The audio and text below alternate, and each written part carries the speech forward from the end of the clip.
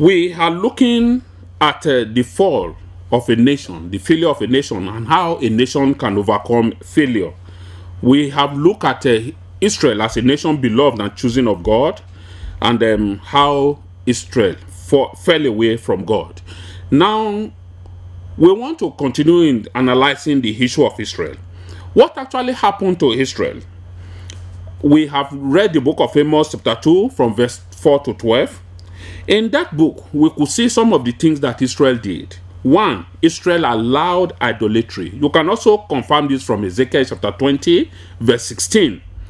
Also, Israel could not defeat her enemies outside her immediate borders. This was a very serious issue for Israel. For initially, when God brought them to the land, He told them, destroy ye the enemies around you. Do not allow any one of them to live. But Israel did not do that. They left some of the enemies and they came back to hunt Israel, dragging them back into idolatry. Because that was the original reason God did not want them to keep those Gentiles and the unbelievers around them.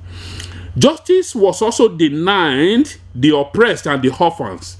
The book of Amos chapter 2 verse 6 emphasized this in the passage we read. The oppressed and the orphans were denied justice. Justice was sold to the highest bidder, and those who do not have money continuously were under the oppression of the rich. There were false prophets and religious leaders all over the nation of Israel saying things God never sent them, prophesying good when God says it is going to be evil. Prophets who never heard from God, but on their own, they speak forth to the people, deceiving them. There were thousands of false prophets in the land of Israel. Remember, we are looking at the things that led to the fall of the nation of Israel. The rulers of the people were oppressors of the people. The political leader, whatever you call them in the land of Israel, rather than doing due diligence in ruling the nation of Israel, some of them, I could even say many of them, took the minds of the Israelites away from the Almighty God, and they took after idolatry, especially the northern kingdom, where the kingdom was divided. These were some of the problems that bedeviled the nation of Israel that made God to reject them. The question all God-fearing citizens of this country must ask is, if we are free from the above sins of Israel. It seems to me, if I am allowed to give my candid answer to that question, Nigeria is replicating exactly the sins of ancient Israel. Dear viewer, my lesson is how to overcome failure as a nation, and not to emphasize the plethora of problems that we are facing in Nigeria. But God says something that is very, very sure and clear. In the book of Zechariah chapter 1 verse 3, God says, therefore, tell the people, that is what the Lord Almighty says. Return to me, declares the Lord, and I will return to you, says the Lord God Almighty. One, as a nation, in order to overcome our failure in this country, we must have to return back to God and do away with all form of idolatry. There are so many things that are in the world today that are idols. Even the Bible says in the book of Colossians chapter 3 that covetousness is an idol. It's idolatry. Many of our rulers, many of the citizens, they are involved in so many forms of covetousness. Talking about fraud, talking about stealing, talking about anything that you can think of. These are the things that are partly responsible for what we are facing in our nation. We must do away with the idolatry. Again, under idolatry, we must also be very careful that we return to the Almighty God who created the heavens and the earth. All forms of worship that are contrary to the will of God, that are not specified in the scriptures, are forms of idolatry which we must run away from. Religious leaders who make statutes and they fashion idols for people to bow down to and to worship. are idols, and this must be done away with.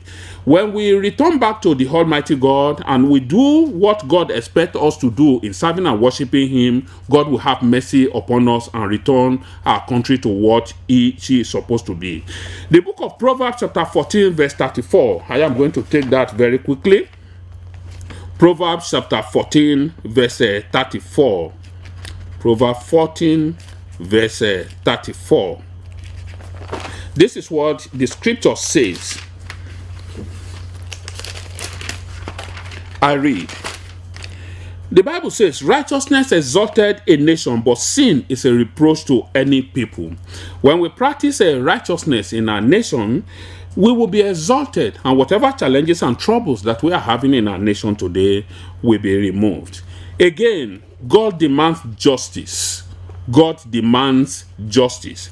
Hosea chapter 12 verse 6.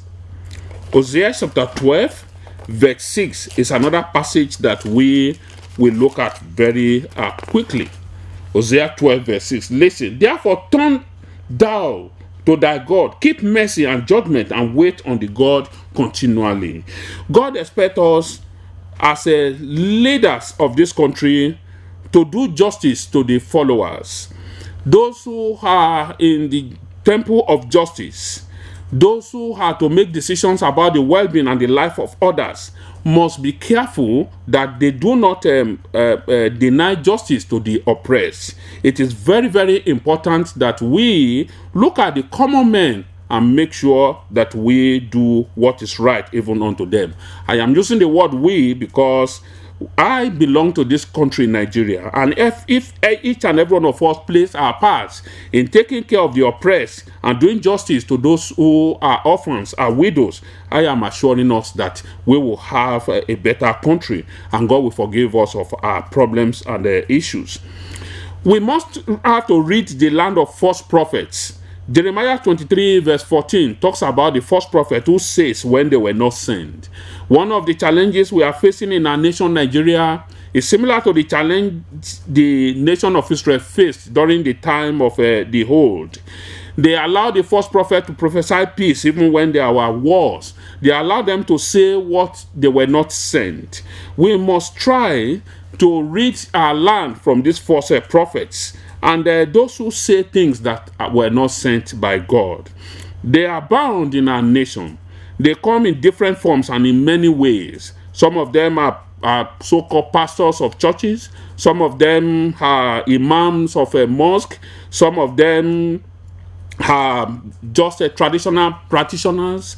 And they will come up in order to receive undue advantages from the leaders and prophesy peace when there is no peace.